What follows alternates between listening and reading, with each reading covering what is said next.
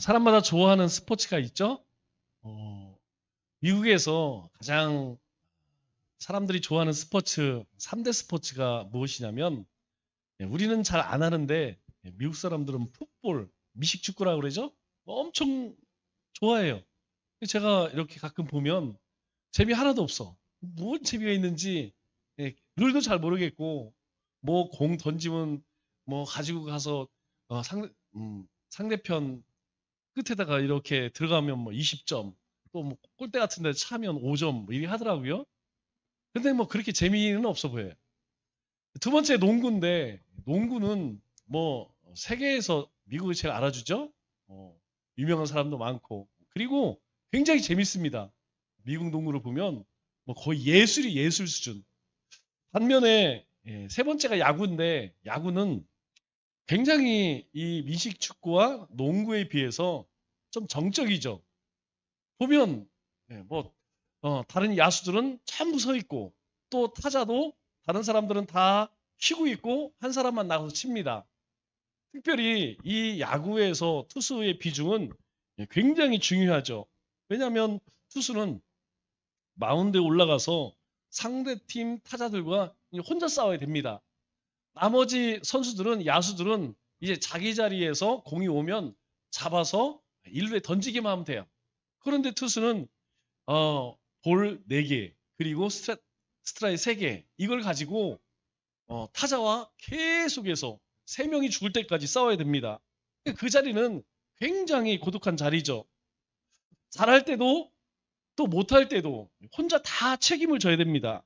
그래서 다른 선수들과 다르게 타자는 안타를 치거나 아니면 홈런을 쳐야 이 더그아웃에 들어왔을 때 자기 편들이 막 하이파이브 해주고 축하를 해줘요. 그런데 유일하게 투수는 그렇지가 않습니다.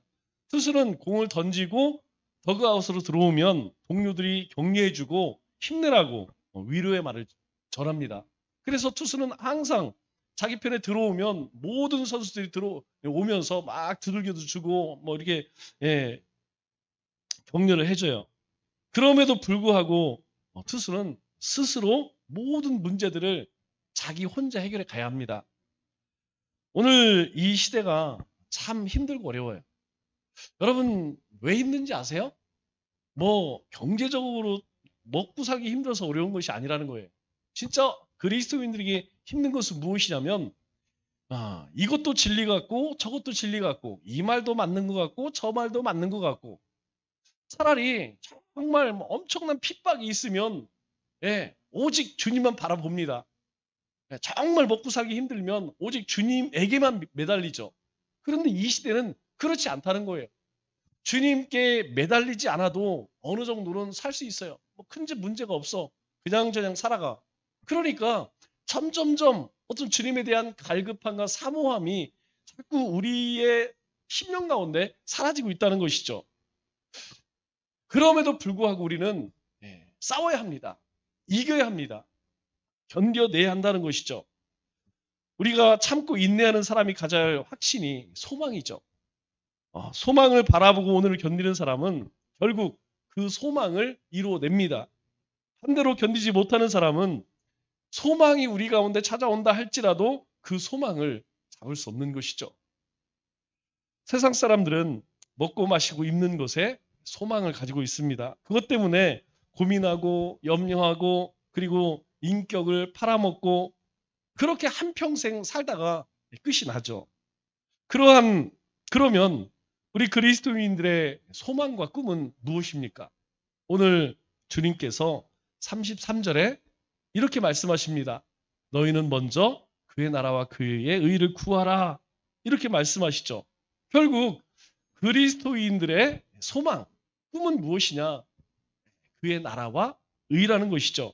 그러면 우리 그리스도인들이 구해야 할 최고의 이상, 최고의 소망인 이 소망은 첫째, 하나님의 나라, 이렇게 말씀합니다. 이 하나님의 나라에 대해서는 여러 번 말씀을 드렸어요. 이것은 어떤 장소의 개념이 아니라는 것이죠. 이것은 누구의 다스림을 받고 있느냐, 누구의 통치를 받고 있느냐, 이것을 이야기하는 것입니다. 즉 하나님의 통치와 지배가 온전히 이루어지는 곳, 그곳이 바로 하나님의 나라는 곳이죠. 왜냐하면 결국 우리가 이후에 가야 할 하나님의 나라는 하나님의 주권만 있습니다. 하나님의 권능만 있다는 것이죠. 이 세상처럼 그렇게 각각 자기 옳은 대로 행할 수도 없고, 우리나라 법 따로 저 미국 법 따로 그렇지 않다는 것이죠. 오직 이곳은 하나님의 권능만, 하나님의 법만 있는 곳입니다. 그래서 우리가 살고 있는 이 땅에 하나님의 통치와 지배가 이루어지는 것, 그것을 먼저 우리에게 구하라, 그렇게 이야기하죠. 그러면 그 하나님의 통치와 다스리심이 이 땅에 어떻게 이루어질까요? 막 하나님께서 어느 날 갑자기 우리 가운데 짠하고 나타나셔서 이루실까요? 아닙니다. 바로 하나님 말씀에 순종하는 자를 통하여 이루어진다는 거예요. 그래서 먼저 그것을 구하라 우리에게 말씀합니다.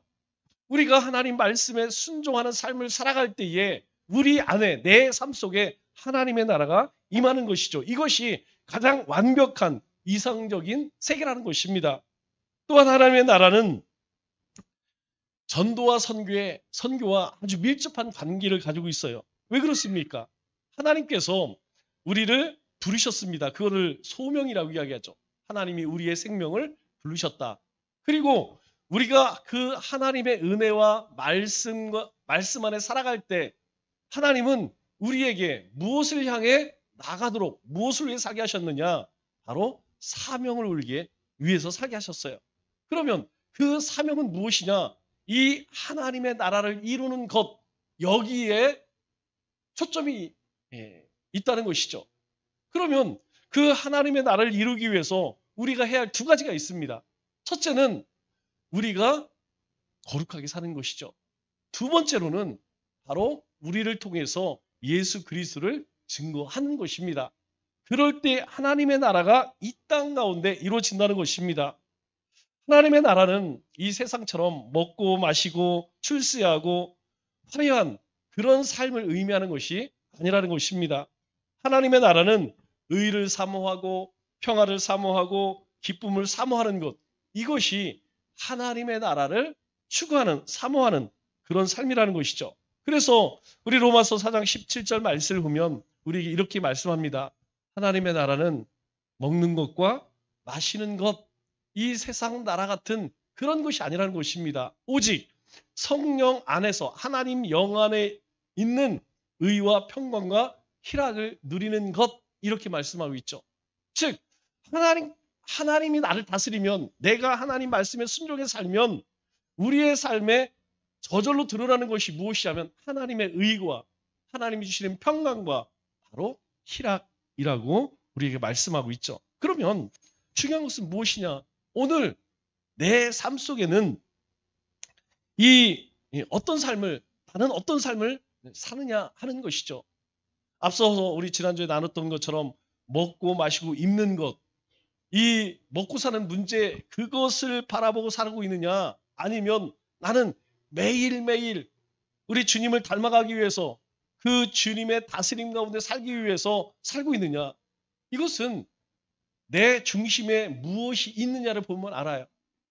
우리가 아무리 사람들 볼 때에 믿음이 좋아 보이고 신앙이 좋아 보인다 할지라도 그 마음 가운데 추구하는 것이 세상적이면 그것은 하나님의 나라를 구하는 삶이 아닙니다. 그러나 우리가 어떤 상황에 놓여 있든 항상 그 주님의 나라를 소망하며 사도 바울이 말씀하는 것처럼 우리가 의와 그리고 평강과 희락을 추구하는 삶을 살면 바로 하나님의 나라를 추구하는 삶이라는 것이죠. 두 번째로 그리스도의 소망은 하나님의 의라는 것입니다. 우리가 하나님의 의롭다라는 것을 항상 이야기하지만 이 개념을 잘 모르는 사람들이 참 많아요. 여러분, 의롭다라는 것은 옳다, 옳음, 바름을 이야기합니다. 그러니까 하나님의 의는 무엇을 이야기하느냐? 바로 하나님이 모든 옳은 것의 기준이고 하나님은 그렇게 행하신다는 거예요. 즉 하나님께서는 항상 옳은 것을 행하시는 분이라는 것입니다. 그러니까 하나님에게는 불의가 있을까요? 없는 것이죠. 하나님에게는 항상 옳음, 바름만 있다는 것이죠. 그러니까 무엇이 옳고 그르냐? 우리가 요즘 같은 이 시대에는 뭐 다 옳다고 이야기하니까 헷갈릴 때가 많이 있어요. 그러면 우리는 하나님이 뭐라고 말씀하셨는지 성경을 보면 안다는 것이죠. 하나님의 말씀을 보면 아, 이것이 잘못된 것이고 이게 옳은 것이구나 라는 것을 알 수 있다는 거예요.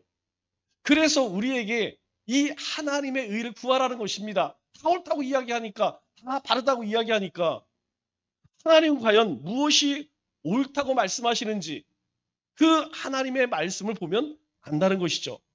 하나님은 의로우신 분입니다. 그래서 하나님의 백성들도 의로운 삶을 살기를 원하시는 것이죠. 당연한 거 아니겠습니까? 하나님의 백성이 불의한 삶을 살 수 없는 것이죠.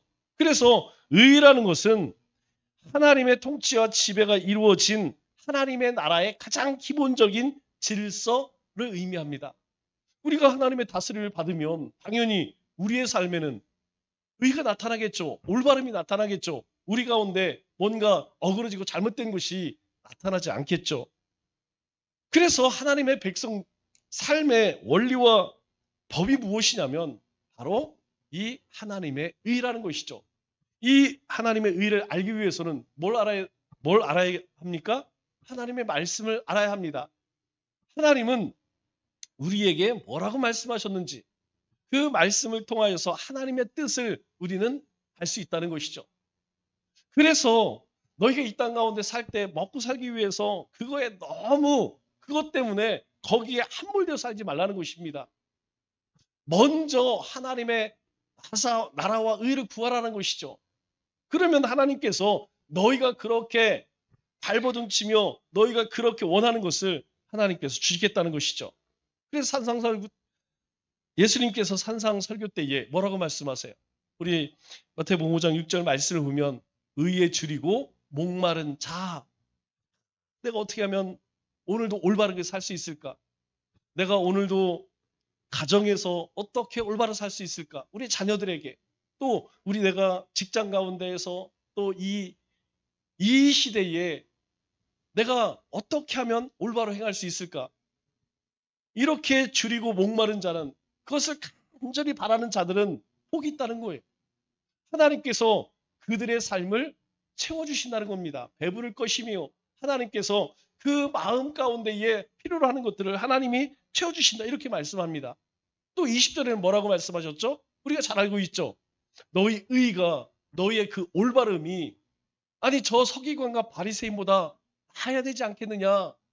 저들보다 못한다면 천국에 갈 수 있겠느냐. 저들도 하나님을 예수님을 알지 못하는 저들도 저렇게 사는데 하물며 우리가 거듭났다고 하는 예수를 믿는다고 하는 우리가 저들만큼 우리가 행하지 못해서 하나님 나라에 갈 수 있겠느냐 그렇게 말씀하시죠. 이 말을 더 쉽게 이야기하면 그리스도인은 어느 곳에 가든지 엉터리로 살아서는 안 된다는 것입니다. 어느 곳에 가든지 누가 보든지 보지 않든지 항상 올바르게 살아야 한다. 이렇게 말씀하는 것이죠. 하나님의 나라를 소유한 백성은 한마디로 의롭게 살아야 한다. 올바르게 살아야 한다. 라고 우리에게 선언하는 것입니다. 그래서 이 의에서 사랑과 용서와 화해가 이루어지는 것이죠. 여러분, 올바르지 않은 사람이 불의한 사람이 사랑할 수 있을까요? 그럴 수 없는 것이죠. 불의를 행하는 사람이 어떻게 사랑하겠습니까? 어떻게 평화를 이해하고 화해를 이야기하고 용서를 이야기하겠습니까? 자기가 불의한 삶을 살면서 그럴 수 없다는 것이죠. 그렇기 때문에 우리가 올바로 사는 삶, 바르게 사는 삶, 그 사람이 사랑할 수 있는 것이고 그 사람이 용서할 수 있는 것이고 세상에 화평케 하는 자로 살게 되는 것이죠. 요즘 전국을 보면 시대가 돌아가는 걸 보면 참 가관이에요. 여러분 우리 그리스도인들은 이런 것에 흔들려서는 안 됩니다. 우리의 가치와 기준은 항상 하나님이어야 한다는 것이죠. 그래서 오늘 결국 이야기하는 것은 성도의 참된 신앙생활은 무엇이냐? 첫째는 하나님의 통치와 지배를 받는 삶, 즉 순종하는 삶이에요. 또 동시에 하나님의 의, 하나님의 공의를 실천하는 삶입니다. 이것은 행함입니다. 행함. 하나님 말씀에 대한 행함. 이걸 두 개 합치면 어떻게 되는 것이죠? 예, 순종과 행함. 이렇게 되는 것이죠. 그럼 누가 순종합니까? 하나님이 주님이 나의 그리스도요, 나의 하나님입니다 라고 믿는 사람이 행하는 것이에요. 결국은 믿음과 행함을 이야기하는 것입니다. 먼저 우리에게 주님이 요구하시는 것이 바로 이거예요. 너희가 순종의 믿음으로 살라. 믿는 대로 너희가 행하라. 어디에서? 너의 세상 가운데에서. 그래서 하나님의 나라와 의를 먼저 구하는 삶을 주님 뭐라고 이야기해요? 바로 빛과 소금 되는 삶이다 라고 이야기합니다. 여러분, 빛은 누구를 의미하죠? 세상에 빛된 존재가 있나요? 오직 한 분이에요. 하나님 한 분이십니다. 빛은 하나님이세요. 이 어둠을 밝힐 수 있는 것은 하나님 한 분밖에 없다는 것이죠. 그래서 하나님은 첫날 빛을 만드셨습니다. 그 하나님이 사람의 몸을 오신 분이 예수님이세요. 결국 빛을 발하라. 이 말은 어떤 의미입니까? 그 주님을 온 세상 가운데 증거하라. 이 말과 같은 뜻이에요. 빛은 그리스도의 복된 복음 전도를 책임져라. 이런 의미이죠. 소금은 이 세상 가운데 너희가 그리스도인으로서 사회적 책임을 다해라. 여러분, 사회적 책임을 다하라는 것이 뭐예요? 우리가 적어도 세상 사람들보다는 윤리, 도덕적으로 올바라야 한다는 것이에요. 사람들은 다 자기 중심적으로 살아갑니다. 그러나 우리는 그렇지 않아요. 우리는 법과 질서를 지키는 사람들로 살아야 한다는 것이죠. 그것이 소금되는 삶이라고 우리에게 말씀합니다. 그래서 하나님은 우리가 이 두 가지, 우리가 세상 가운데에서 주님을 드러내는 삶, 그리고 세상의 사회적 책임을 다하는 사람, 이 두 가지를 잘 조화되는 삶을 살기를 원하시는 것이죠. 그렇게 복음과 사회 정의가 조화를 이루기 위해서 어떻게 해야 할까요? 반드시 희생이 있어야 합니다. 여러분, 이 두 가지는 그냥 이루어지지 않아요. 빛을 발하기 위해서 어떤 것들 마찬가지입니다. 여기 있는 이 전등도 불을 밝히고 등불도, 호롱불도 불을 밝히기 위해서는 뭐가 필요하죠? 연료가 필요합니다. 기름이 타야 돼요. 저절로 빛을 발하는 거 없습니다. 원자력이든 화력이든 뭔가 희생이 있어야만 빛을 발하는 거예요. 소금도 똑같습니다. 우리가 겉절이를 이제 여름에 해 먹다 보면 여러분 어떻습니까? 소금을 이렇게. 그런데 이 소금이 녹지 않으면 어떻게 됩니까? 그냥 소금이 씹히죠. 소금이 녹아져야 맛을 낼 수 있는 거예요. 소금이 녹아져야만 썩어져 가는 것을 멈출 수 있다는 것이죠. 이 두 가지 공통적으로 희생이 있습니다. 눈에 보이지 않지만 기름이 자기 스스로를 태워서 빛을 발하는 것이고 소금이 자기 자신이 녹아져서 바로 맛을 내는 것입니다. 절대로 저절로 공짜로 이루어지지 않는다는 것이죠. 우리의 구원은 어떻습니까? 우리는 선물로 받았어요. 그냥 하나님의 은혜로 우리가 구원을 받았어요. 그러나 그 이면에 엄청난 희생이 있었죠. 그 희생이 무엇입니까? 바로 예수님의 십자가 대속 제물되어 주심. 주님이 십자가에서 살을 찢으셨기 때문에, 피를 흘리셨기 때문에 바로 우리가 구원을 얻을 수 있게 된 것이죠. 이 얘기는 구원은 공짜가 아닙니다. 우리에게는 공짜로 얻어진 것 같지만 주님께서 엄청난 희생을 치루오셨다는 것이죠. 그렇다면 그 하나님의 나라와 의를 위해서 오늘 나는 어떤 희생을 치르고 있는가? 즉 나는 어떤 손해를 보고 있는가? 우리는 이것을 한번 들여다볼 수 있어야 돼요. 나는 과연 어떤 희생을 하고 있는가? 우리는 이 희생을 위해서 참고 인내합니다. 또 기도하고 또 물질로, 은사로 그렇게 하나님 앞에 드려지는 삶을 사는 것이죠. 이런 우리의 헌신과 희생이 있기 때문에 바로 하나님의 나라가 이 땅 가운데 이루어지는 것입니다. 그래서 예수님은 그러한 삶을 살아온 사람들에게 어떤 약속을 하시죠? 우리 33절 하반절 말씀을 보니까 그리하면 이 모든 것을 너희에게 더하시리라. 네가 하나님 말씀에 순종하고 그 순종함으로 세상 가운데서 그렇게 빛처럼 소금처럼 살면 하나님이 그냥 버려두지 않으신대요. 하나님께서 그런 삶을 사는 자에게 그리하면 너희가 그의 나라와 그의 의를 구하면 이 모든 것이 뭐예요? 먹고 마시고 입는 것을 이야기하는 것이죠. 이것 하나님께서 더해 주시겠다. 이게 하나님께서 우리를 향한 바람입니다. 하나님께서 뭐 억지로 하는 것이 아니고 너희가 그렇게 하기만 해. 내가 다 채워줄게. 너희의 필요, 너희에게 있어야 할 것 다 줄게. 이게 우리를 향한 하나님의 바람이시라는 거예요. 하나님은 의롭게 사는 사람, 올바르게 사는 사람 절대로 결코 굶주리게 하지 않으신, 절대 그냥 버려두지 않으신. 우리 빌립보서 4장 19절 말씀을 보면 이 말씀을 묵상하면 참 은혜 같아요. 여러분 이 말씀 한번 가만히 들여다보세요. 나의 하나님이 예수 그리스도 안에서 영광 가운데 그 풍성한 대로 너희 모든 쓸 것을 채우시리라. 하나님께서 사도 바울이 이 빌립보 교회, 저 이방이죠. 마게도니아에 유럽 땅에 처음 세워진 그 교회의 성도들에게 여러분 얼마나 많은 핍박과 어려움 가운데 신앙생활을 하고 있겠어요. 지금하고는 다르죠.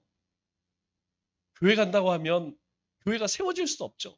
예배 드린다고 하면 하나님을 찬양한다고 하면 벌써 주변에서 엄청난 싫어 말할 수 없는 핍박을 받는 그런 상황에서 사도 바울이 그들에게 이렇게 편지를 씁니다. 나의 하나님이, 우리의 하나님이 그리스도 예수 안에서 영광 가운데 그 풍성한 대로 너희 모든 쓸 것을 채우시리라. 너희가 먹고 마시고 입는 것, 살아가는데 그 필요한 모든 것을 하나님께서 다 너희 쓸 것을 채우시리라. 하나님은 오늘 우리의 삶에도 이렇게 은혜 베푸시기를 원하신다는 것이죠. 이렇게 말씀하신 예수님께서 마지막 우리의 귀한 격려와 충고를 해주십니다. 34절에 이렇게 말씀하죠. 그러므로 내일 일을 위하여 염려하지 말라. 내일 일은 내일 염려할 것이요 한날의 괴로움은 그날로 족하니라. 여러분 실제로 얼마나 많은 사람들이 내일 때문에 염려하고 근심에 사로잡혀 삽니까? 우리에게 내일은 여러분 어떤 의미일까요? 그리스도인에게, 하나님의 백성에게 내일은 어떤 의미입니까? 만일 믿음이 있으면 내일은, 믿음이 없으면 내일은 항상 절망이에요. 그러나 믿음이 있으면 내일은 언제나 희망이라는 것입니다. 내일을 위해서 염려하지 말라는 예수님의 이 말씀 가운데는 두 가지 의미가 있어요. 첫째는 내일은 너희 것이 아니라는 것이죠. 내일은 하나님께 속한 것이라는 겁니다. 하나님께 속해. 우리 게 아니라는 거예요. 하나님 것이라는 거예요. 또 한 가지는 내일은 하나님의 것이기 때문에 하나님께 맡기라는 거예요. 내 게 아니니까 당연히 하나님께 맡기라는 것입니다. 다시 말해서 우리가 내일 일을 염려하면서 오늘 하루를 산다면 우리가 내일 우리 노년 어떻게 살까 이렇게 살면 내일을 염려하며 살 수밖에 없어요. 그러나 만일 내일을 하나님께 맡기고 오늘 하나님이 나에게 주신 날, 나에게 하나님이 주신 오늘 내가 충성스럽게 산다면 내일은 축복이라는 거예요. 하나님께서 주시는 축복의 날이 될 것이라는 거예요. 오늘 큐티 말씀 아까 잠깐 이야기를 했는데 제가 오늘 큐티 말씀 가운데 굉장히 은혜되는 말씀들이 많아요. 그 가운데 하나가 무엇이냐면 예수님을 따르는 자가 있고 예수님을 떠나는 자가 있어요. 예수님 가만히 보니까 뭐 예수님께 얻어먹을 게 없네? 떠나갑니다. 예수님이 제자들에게 야 니네도 떠날 거냐? 니네도 가려면 가라. 예수님께서 이렇게 얘기해요. 왜냐하면 예수님 마음이 상하셨어요. 예수님께서 내가 생명의 떡이다. 내 피가 내 살이 참된 음료고 음식이다. 이런 얘기 하시는데 사람들은 아휴 이제 더 이상 예수님 벌 볼 일이 없네. 다 떠나가는 거예요. 성경은요 떠나서 다시 오지 않았대요. 갔대요. 예수님 마음이 너무 상해. 제자들에게 너희도 갈 거야? 너희도 떠날 거야? 그때 베드로가 아주 중요한 이야기를 하죠. 어떤 이야기를 하냐면 이런 이야기를 합니다. 주여 영생의 말씀이 주님께 있사오니 우리가 누구에게로 가오리까? 여러분 예수님 막 낙심했어요. 예수님도. 그런데 베드로가 뭐라고 이야기하냐면 주여 영생의 말씀이 주님께 있는데 우리가 어디를 가겠습니까? 라고 하면서 우리가 주는 하나님의 거룩한 자이신 줄을 믿고 알았사옵나이다. 주님이 하나님의 거룩한 자인 것을 우리가 믿고 알았습니다. 제가 오늘 새벽에 이 말씀 드렸어요. 베드로가 뭐라고 고백합니까? 알고 믿었습니다. 이렇게 얘기하지 않아요. 믿고 알았습니다. 이렇게 이야기해요. 주님이 하나님께서 보내신 거룩한 자인 것을 제가 믿었더니 알게 되었습니다. 오늘 주님께서 뭐라고 말씀하세요? 너희의 삶 힘든 거 내가 알아. 하지만 그럼에도 먼저 그의 나라와 의를 구해. 여러분 이것을 믿게 되면 하나님께서 우리의 삶을 채우시고 이끄신다는 것을 알게 돼요. 말씀을 맺겠습니다. 하나님은 오늘 충실하게 사는 사람에게만 내일의 축복을 약속하십니다. 반면에 내일의 염려 때문에 오늘 슬프고 게으르고 나태한 사람에게는 언제나 내일이 불안할 수밖에 없는 것이죠. 그러므로 모든 염려는 주님께 맡기세요. 여러분 마음을 짓누르고 있는 근심 걱정, 여러분 그것이 있다면 붙들고 있지 말고 주님께 맡기세요. 그리고 하나님의 말씀에 순종하는 삶을 사세요. 그래서 남은 3일도 근심과 걱정과 염려는 모두 주님께 맡기고 하나님이 주신 귀한 믿음을 붙잡고 하나님의 나라와 의로움을 쫓아 사는 우리 믿음의 권속들 되시기를 주님의 이름으로 축원합니다.